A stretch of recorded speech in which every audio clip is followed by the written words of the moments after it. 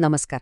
आजची ही कहाणी आहे दुःखाची, एका अनपेक्षित भेटीची आणि एका अशा नात्याची जे आयुष्य आणि मृत्यूच्याही पलीकडचं आहे.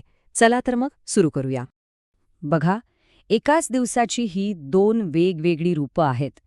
एका आईसाठी तो दिवस म्हणजे दुःखाचा डोंगर कोसळण्याचा दिवस होता, तर एका मुलासाठी तो जणू काही त्याचा पुनर्जन्म होता.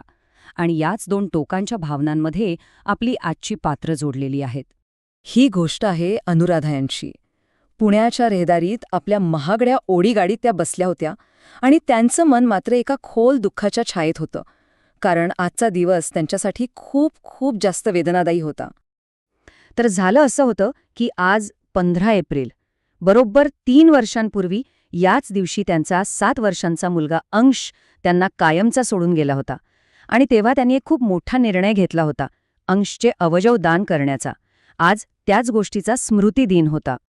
आता कल्पना करा, गाडी सिग्नलला थांबली आहे आणि अचानक साधारण 10 वर्षांचा, घामाने भिजलेला पण चेहऱ्यावर एक निरागस भाव असलेला एक मुलगा अनुराधा यांच्या गाडीची काच ठोठावतो. त्यांच्या दुःखात हा एक नकोसा व्यत्यय होता. साहजिकच दुःखात आणि त्रासात असलेल्या अनुराधा यांना प्रचंड चिडचिड होते.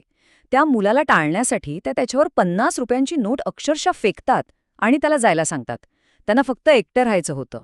पण त्या मुलाचं उत्तर ते अनुराधा यांना अक्षरशः हादरून टाकतं.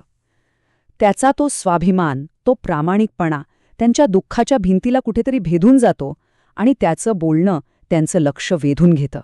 आणि इथूनच त्या मुलाच्या एका साध्या निरागस वाक्याने एका अशा रहस्याचा उलगडा व्हायला सुरुवात होते, जे अनुराधा यांचं आयुष्य कायमचं बदलून टाकणार होतं. त्या मुलाचं हे एकच वाक्य अनुराधा यांच्या मनात प्रचंड गोंधळ निर्माण करून जातं. दुसरा वाढदिवस या अनपेक्षित शब्दांनी त्यांच्या दुःखाला जणू एक वेगळीच कलाटणी मिळाली. हाच प्रश्न अनुराधा यांच्या मनातही आला असेल नाही का, की दुसरा वाढदिवस म्हणजे नेमकं काय? आणि हाच प्रश्न त्यांना आणि आपल्यालाही त्या रहस्याच्या आणखी जवळ घेऊन जातो. तो मुलगा, ज्याचं नाव कबीर होतं, तो आपल्या शर्टची कॉलर बाजूला करतो आणि छातीवरचा एक मोठा व्रण दाखवतो. हा एका मोठ्या जीवनदायी ऑपरेशनचा पुरावा होता. हा होता पहिला धागा. आणि मग येतो दुसरा, अत्यंत महत्वाचा धागा. तो सांगतो की त्याचं ऑपरेशन पुण्यातील सह्याद्री हॉस्पिटलमध्ये झालं होतं. हे नाव ऐकताच अनुराधा यांच्या मनात शंकेची पाल चुकचुकते. आणि मग तो शेवटची पण सगळ्यात धक्कादायक माहिती देतो. त्याचं ऑपरेशन बरोबर 3 वर्षापूर्वी त्याच दिवशी म्हणजे 15 एप्रिलला झालं होतं, ज्या दिवशी अंशचा मृत्यू झाला होता. या क्षणी सगळं चित्र स्पष्ट होतं. कबीरला त्याच दिवशी अपघात झालेल्या एका लहान मुलाचं हृदय मिळालं होतं. आणि इथूनच ही कथा एका अशा अविश्वसनीय वळणावर पोहोचते, ज्याचा कोणी विचारही केला नसेल. सगळ्या गोष्टी जुळून येत होत्या, पण खात्री करण्यासाठी अनुराधा थरथरत्या आवाजात त्याचं नाव विचारतात.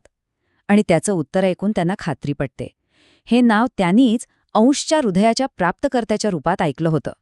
यानंतर जे घडतं ते खूपच भावनिक आहे.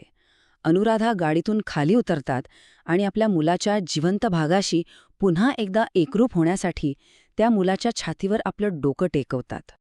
आणि मग त्यांना तो आवाज ऐकू येतो, त्यांच्या अंशच्या हृदयाचे ठोके, जे 3 वर्षांपूर्वी थांबले होते, ते आज पुन्हा धडधडत होते, एका नव्या शरीरात, एका नव्या आयुष्यात.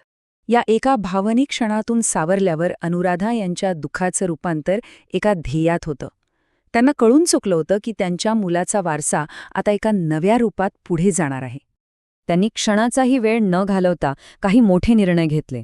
त्यांनी कबीरच्या आईला शोधलं, त्यांचं हॉस्पिटलचं सगळं कर्ज फेडलं आणि कबीरच्या शिक्षणाची पूर्ण जबाबदारी उचलली.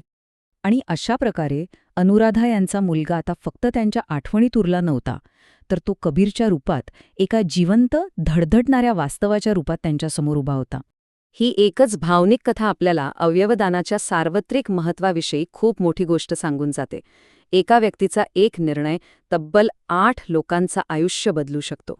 आणि शेवटी हा एक विचार करायला लावणारा प्रश्न, की एखादा वारसा खऱ्या अर्थाने जिवंत कसा राहतो? या कथेच्या माध्यमातून जीवन, मृत्यू आणि वारसा यावर नक्कीच पुन्हा एकदा विचार करण्याची संधी मिळते.